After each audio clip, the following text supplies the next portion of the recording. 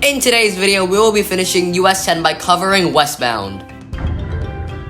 US 10 is 713.18 miles going through Michigan, Wisconsin, Minnesota, and a little bit of North Dakota. This is US 10's start west of Bay City, where it randomly spawns in and is signed west for Midland, and I-75 signed south for Saginaw, which it should be Detroit here, and north for Mackinac Bridge, which is fine, I guess. When we get on US 10 though, here is our first reassurance shield. Michigan DOT is actually popping off, giving us the 3 control cities we received the entire time we're in Michigan, these being Midland in 15 miles, Clare in 46, and Ludington in 138. US 10 actually bypasses Midland while Business 10 goes into downtown Midland, but besides that, US 10 is now signed for Clare. No, it can't be. Adopt the highway signs, they're back to haunt me, guys. At random interchanges, we can see we're still signed west for Clare. On the mileage signs, we have our 2 last control cities, Clare in 21 miles, our current control city, and the one that will follow after it, Ludington in 113. US 10 also bypasses Clare while Business Route 10 goes into downtown Clare. Anyways, we meet US 127 and we are now signed for Ludington for US 10 and Mackinac Bridge for US 127 if you want to go there again. North of Clare, US 127 breaks off and we still have the same control cities, but we do have a 2 Michigan Highway 115, and that is what Cadillac is for. At random interchanges, we are still signed west for Ludington and east for Clare. On the mileage sides, we have Avart, our secondary, in 18 miles, and our primary, Ludington, at 83 miles, and I'm gonna take advantage of this distant control city and skip all the way to it. In Ludington, we have to take a ferry just to, maybe cross the lake that's in our way, I don't know. When we cross Lake Michigan, we don't get a Wisconsin State welcome sign, sadly, but we get this epic Manitowoc welcome sign. In Manitowoc, we meet I-43, and we're now signed for Appleton and Green Bay. US 10 is going to Appleton, and I-43 is going towards Green Bay. When US 10 leaves I-43, we're actually still signed for Appleton, which is great signing. And even the mileage signs are keeping Appleton as our control city in 40 miles and Reedsville as our secondary in 12. When we get into the Appleton area, US 10 turns right. In Appleton, US 10 runs a concurrency with Wisconsin Highway 441 and becomes a divided highway for a bit, and we are now signed west for Stevens Point. When we meet I-41, we are still signed west for Stevens Point. On the mileage sign, we have Fremont in 16 miles, Wapaka as our secondary in 29, and Stevens Point in 56 our primary. At random interchanges, Stevens Point is still our control city. In Stevens Point, we're now running a concurrency of I-39, US 51, and Wisconsin Highway 66, signed for Wausau, which is for I-39 and US 51, and Marshfield for US 10, and I-39 is signed south for Madison, which is the correct choice. When US 10 leaves I-39 and US 51, we're still signed west for Marshfield. On the mileage sign, we have Junction City in 5 miles, Auburndale our secondary in 20, and Marshfield our primary in 26. At random interchange, we are still signed west for Marshfield. When we get to Marshfield, we receive no control city for US 10. On the overhead sign, though, we can see our control city is Pittsville and Neillsville. On the mileage sign, we have Pittsville, our secondary, in 15 miles, and Neillsville, our primary, in 25. In Neillsville, we have a short concurrency with Wisconsin Highway 73, so our control cities are Fairchild and Wisconsin Rapids. Fairchild is for US 10, and Wisconsin Rapids is for Wisconsin Highway 73. And almost immediately, Wisconsin Highway 73 leaves US 10 for Wisconsin Rapids and Maryland. Maryland is there because of Wisconsin Highway 95, and we're also still signed west for Fairchild. On the mileage sign, though, Fairchild is treated like a secondary in 16 miles, while Osseo has become our primary in 32. When we meet I-94, we are still signed west for Osseo, despite the fact we are in Osseo.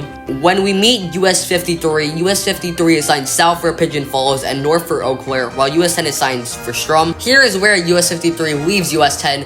We have Strum for US 10 and Eau Claire for US 53 still. But despite that, literally directly after the interchange, Strum becomes the 3rd line in 6 miles, and we have Elevar as our secondary in 10 miles, and Mondovi as our primary in 21. When we get to Mondovi, our new control city is Durand. On the mileage sign, we have 1 city, this being Durand in 15 miles. In Durand, when we meet Wisconsin Highway 25, we're now signed for Plum City, which is for US 10, and Menominee, which is for Wisconsin Highway 25. When Wisconsin Highway 25 leaves US 10, the control cities magically change, and we are now assigned west for Ellsworth, and Wisconsin Highway 25 is now assigned north for Downsville. On the mileage signs, though, Plum City is at least mentioned as a secondary in 10 miles, and Ellsworth is our primary in 27 miles. In Ellsworth, our control city becomes Prescott, the last city in Wisconsin. Just west of Ellsworth, on the mileage sign, we have Prescott, our only city on the mileage sign, in 15 miles. In Prescott, we cross the St. Croix River into Minnesota. When we cross into Minnesota, we immediately get a state welcome sign, but it's not the normal one. Usually they look like this.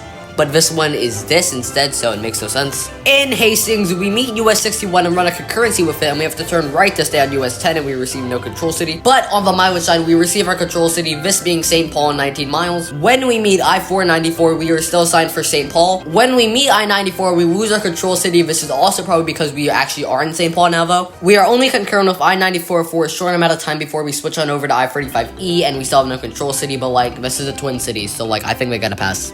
And now we're switching on over to I-694, and we still have no control city. Yeah, I know, this sucks. In Arden Hills, when we leave I-694, we finally receive a control city, this being Anoka. But it's only a short period of time before we concur with another interstate, this being I-35W, and we receive no control city. When we leave I-35W, we are back to having Anoka as our control city, and I-35W assigned north sensibly for Duluth. When we get to Anoka, we are now going to concur with US-169, and we receive no control city. When US-169 leaves US-10 in Elk River, we are assigned west for Elk River, but it makes no sense because we are in Elk River. I couldn't find any control cities after Elk River, but on the mileage side, we have Clear Lake, our secondary, in 5 miles, and St. Cloud, our primary, in 16. When we meet Minnesota Highway 23 in St. Cloud, we are now assigned west for Little Falls. On the mileage side, we have Rice, our secondary, 9 miles, and Little Falls, our primary, in 26. In Little Falls, we are now assigned west for Motley, and by the way, Minnesota Highway 371 being assigned north for Brainerd is just amazing. In Motley, when we meet Minnesota Highway 210, we are now assigned west for Staples, but on the mileage side, this is immediately contradicted, and our new control city is Detroit Lakes in 70 miles, which is long, so I'm going to skip all the way to it and take advantage of it. When we get to Detroit Lakes, our new control city is Moorhead. Minnesota, stop being provincial. Fargo is right across the river. Moorhead is a suburb. Even the mileage signs are reflecting Moorhead being our control city in 12 miles. In Moorhead, we meet US 75, and we are now going to run concurrently with it for Fargo and Breckenridge. Fargo's for US 10 and Breckenridge is for US 75. If you want to stay on US 10 and US 75, you gotta turn left here. And literally 0.1 miles down the road, we have to turn right to stay on US 10, and US 75 is leaving us now. When we cross the Red River into North Dakota, we don't get a North Dakota State welcome sign, but we do get this cool looking welcome to Fargo welcome sign. When we meet I-29, we are now signed west for West Fargo. And here is US 10's end at I-94. We can go back east for Fargo if you want to do that, which is pretty dumb. But the thing that matters most is that I-94 West is signed for Bismarck, the right decision. I believe the control city should be Midland, then Grand Rapids until you meet US 131 because it takes you there and it's a lot larger than Ludington. Then Ludington after you meet US 131, then Manitowoc, but you can't really sign it over a lake. Then Appleton slash Green Bay because of the concurrency with I-43. Then back to Appleton once you leave I-43. Then Stevens Point after Appleton. Then Marshfield slash Wausau because of concurrency with I-49. Then Marshfield by itself when you leave I-39.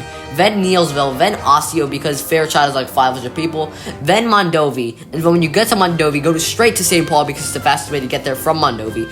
Then have Hastings after Ellsworth because if you take Wisconsin Highway 65, you can get there faster. Then in Hastings, you can go back to St. Paul, then Anoka when you're in between cities, then St. Cloud because that is the fastest way from Anoka, then Little Falls, then Wadena instead of Motley because Motley has about 700 people, then Detroit Lakes, then Fargo, and then after that, West Fargo.